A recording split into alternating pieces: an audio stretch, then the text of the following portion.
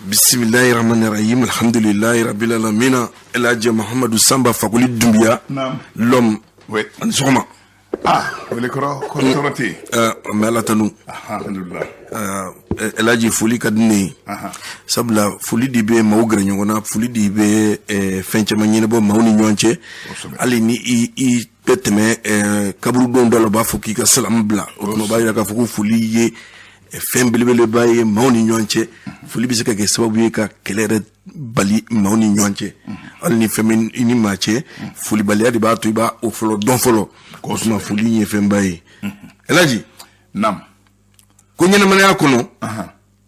Ko fen flabe ki ka sinime labe no uye. Bamuna ni kasangeche. Ika sinimbo odebolo. Na nyani bolo. Alhamdulillah. Ni masaka to ko fenela. Aywa. Alhamdulillah. Tabarakallah. Oh. Klaka fo en tukuni ko jenatige ye josin sabay. Kunu. Bi ani sini. El Hadj ni ye nunu magon be fara nyogon gawo. Makoro be feka mbone fo onyi. Wele koro ambe folike beye ka folike Ablaye Andaniye Tubarikala ka no da kaye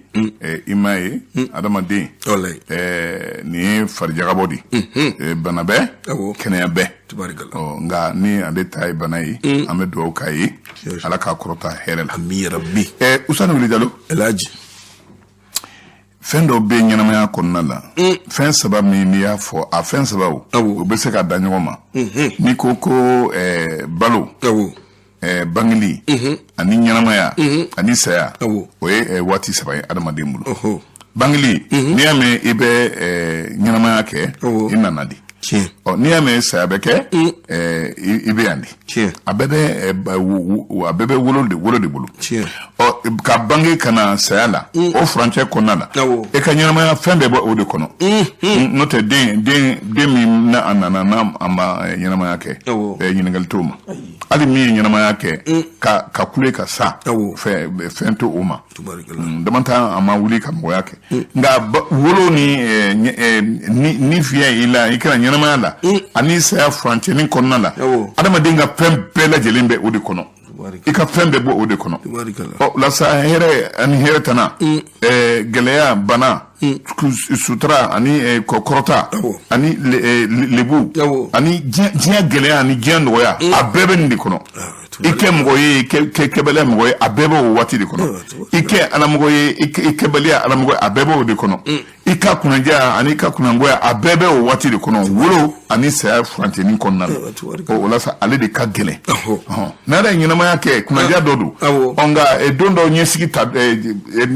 to klonge ta kono de klonge be sebebi onga yi wati seba mi fene fo nimbe blasrali kamdi ka fo de ko kunun temena ambe bila sinimbe o ye nyama ye ne ala na ala ye shidima femfema ibo sabaye ni ala ye shidima inshallah kunu ye ni be bila ibe miri kunu na de ko kunu de fene o miri kunu na o de bato ibi to bila ka siri nyesi tubarika iba sabe mote sirindo nga ibora yomina ibo odo ibora gelem mun kono ibo do ki to bila na o kan ka ke misali ebolo ka siri nyesi abo ode kofo tubarika ne ko akilla ni film yirakmala on nakra ne ka film ne ay blani mun film yalla ngakila parce que kuma yetunde ni ya ata do fene be bo tabarika El Hadj sisa ambe do journalu la sabla samani chamangele no bi nyabe kongon vale na inda kunye ka kibaru adi mauma otuma ama adam ni indicateur mu fo somade na El Hadj we ko ambe afo auzu billahi minash shaitanir rajim bismillahir rahmanir rahim bien tene utikalot le bisra samba fla anemgoni keli anshira herela ala kantli herela ya rabbi awa indicateur de renouveau avec mana ay dantegali ke ya ira ka fo suben buwe maiga minedi ani bori Félix Sissoko koni cour suprême aleka walaye nga woni anga sharatigo akele ko uluko do nyoma kada kan ka hakinan te kilin akola ni wati na dantegali keleme ka fo anga yoro mimbe ni wati na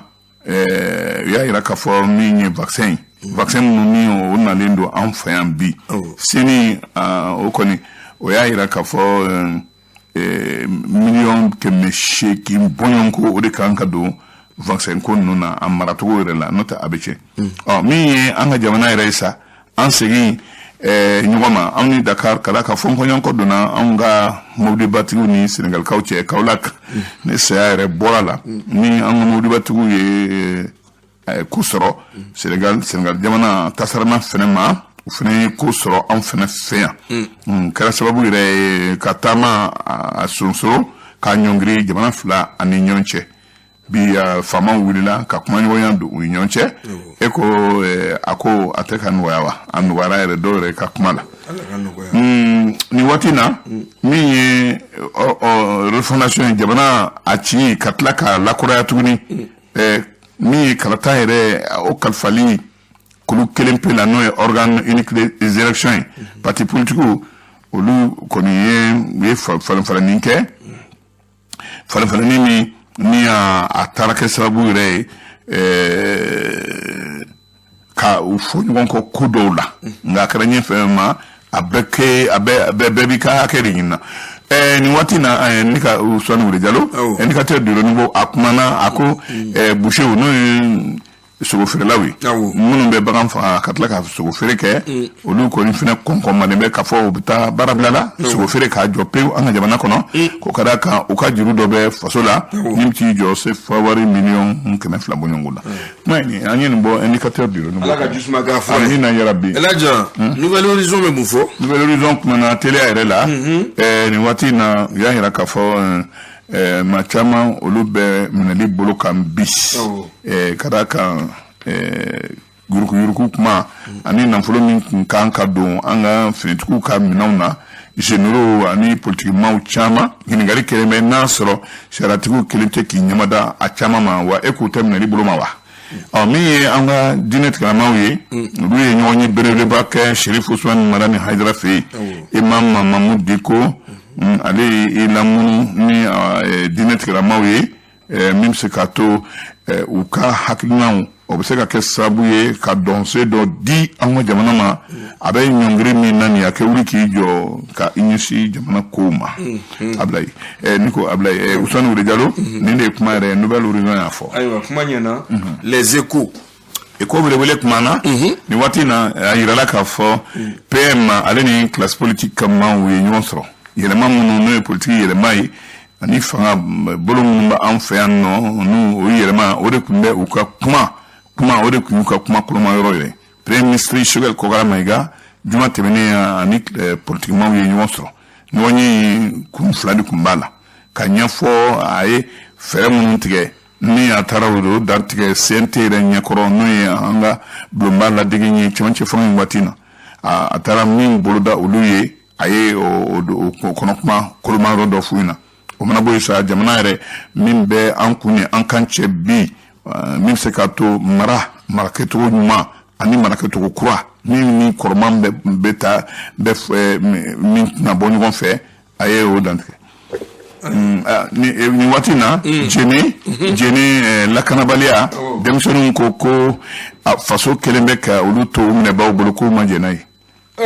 mabo city yura mimbe no anga mo nyando yoro jenu ko fene o lagusila bi kusube faya kono hectare saba afara ko ka yiri turu olu kono kolokoni yiri turu fene bolo dara inno commune min be wolodo olu fene wonyoro soro yiri turu la yiri turu be ka yiri turu faso barak masira afora elaji info matin kumana ni watina mi avion ko e demana kuntiki ka avion présidentiel obe Ibrahim Boubacar Keïta ka wati ko fo nimbe Soumaïla Boubé Maïga kuna kanche ka kon awoleli nye critique la mawu anamneli awe ko ale konolochia nimbe abe mindo ala neka chia ba isa ni watina uya ira ka fo présidentiel nous jamana kuntiki kalata e membro dalendo chamanche fanga fe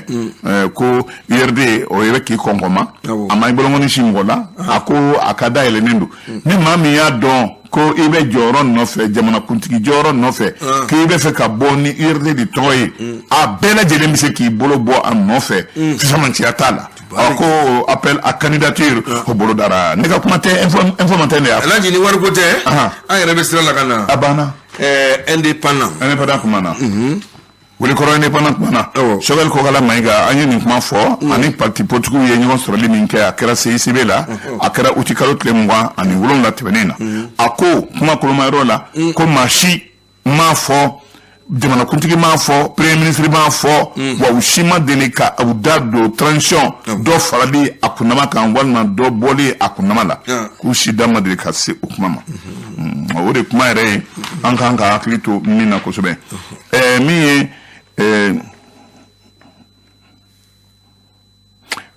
Ibrahim Boubacar Keita do yiro a fora réseaux sociaux mo ko aklitu réseaux sociaux la réseaux sociaux a d'abord min kama te ka koyi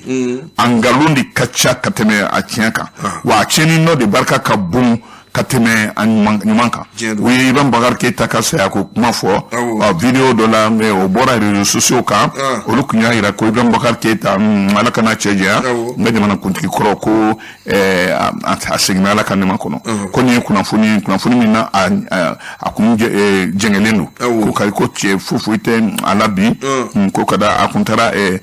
contrôle là mais ka kene ko sele barawi armée de l'air formation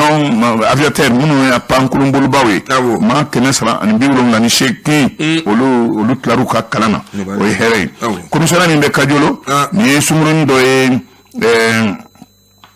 ale de tege talendo ni watina ko kada kan aye denchwe commissaire de police mbe kajolo aye ni sumruni tege alamsa tebene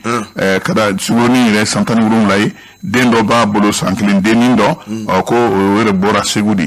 segelu ya ira o segelu rebe sena ka do ku jonjon me abla denchwe ni ira tuminya ko pôle sécurisé ni olu nana union européenne reka jiyama baro fene o fene euro dailena tuminya ko bena resoro ala teme aywa alaka ko nyaw no ga amina ya rabbi Alhaji le malien kumana bandaw ane Mokhtar Wan ko ka horonyana tari honyana o ka horonyana o tari o de kuma be ben ngam le Challenger kumana mare majanyaw Ousmane ni watina ko muna avion présidentiel ko inaw mado be kamine fili minera ministre koro min nyeshi na fulokoma premier ministre Choguel ko wala maiga minera ko ni watina ko muna Ibrahim Boubacar Keita tenyi ngasa akera le ka watila Sénégal min be Gabriel Touré tola o ka Sénégal ya fo barakela ye ko angata grebula mado be point G ko o soro ange kay mayu mun go ko korma do ko o torop mama barakela mun Gabriel Touré barakela be ku ka Sénégal ma antata Russia manga barake wati siranga chiye bonyoy abana Alhaji nam ni da kunche la preuve Moussa Mara ale ko ako transition fin ça va be o ya maje o kuma be amina ndendula mi kaza malien ka fode ko pangulundo malia warbe sara ni keleke pangulu ko american kele ki se na ko kan american ka da sigide min be ako anya senda akan ku jonjo mina ambe fe transition afroko wati min dilendo uma ku kanu majede o fulo e flana awako jamana yɛrɛ mara kɛcogo an bɛ fɛ baara kɛcogo min na fo an kɛ jɔsen dɔ ye aw la min o bɛ mɔgɔ su ka kɛ aw dɛmɛni kan kɔnɔ tɛ ni an sen nali bɛ pankurunko in kan an t'an sen bɔ kan fo a ko yɛrɛ kɛ sira sɔrɔ fɔlɔ. Alhaji dakuruya kelen bɛ don Bamako Sudan ɲɛri la waati y'a minɛ dɔɔni an bɛ don an ɲɛ b'i la i bɛ ka yiri pacanga kan e yɛrɛ Alhaji yiri pacanga ko in kungun n'a ɲɛɲɛ a kɛra e tile la Ala y'o garijɛgɛ d'i ma Alhaji i bɛ se ka fɛn kelen jumɛn fɔ an ye yiri pacanga kan mun yɛrɛ ye e marqué n'i ka hakili b'a la hali bi. Voilà min ye marqué Ousmane yiri pacanga janya na surunya k'a daminɛ misiriba dalala la ka na bila fo sira min bɛ bɔ 3e arrondissement na n'o bɛ sira cɛtigɛ n'a bɛ bila jamana kuntigi musokɔrɔ ka so da yɛrɛ ma o yɔrɔ min bɛ ne o ye Berama Boko mana kɛ ɲina la o ka so ye labani ani yɔrɔ laban min bɛ ni o bɛ dɔn tɔgɔ la politiquement dɔn tɔgɔ la Diko a bɛ taa ban yen nɔ de o kɔrɔ kin 3 Bagadaji Ɲarela Bagadaji ani Kɛnzambugu olu 2 de faralen ɲɔgɔn kan usani yani manaji kɛ bɔnni kan ari Pachangayi an kun bɛ taama de usani k'a daminɛ a jɛnya n'a tawota kabini wula sumalenni bɛ to dɔrɔn an bɛ taama daminɛ rue in kan bɛɛ b'i ka taamacogo kɛ i ka taamacogo n'o ye yɛrɛyira taama ye mɔgɔw bɛ bɔ k'i taamacogo lajɛ i ka fini don cogo lajɛ i bɛ taama in kɛ n'i ma taama in kɛ ni e ma se rue Pachangayi kan wulafɛ sumalenni na ka a daminɛ ka taa fo a kunna ka tila k'a ta a kunna ka jigin Usmane Jalo e kuma fɔ ko i ma ye Dumiya Jalo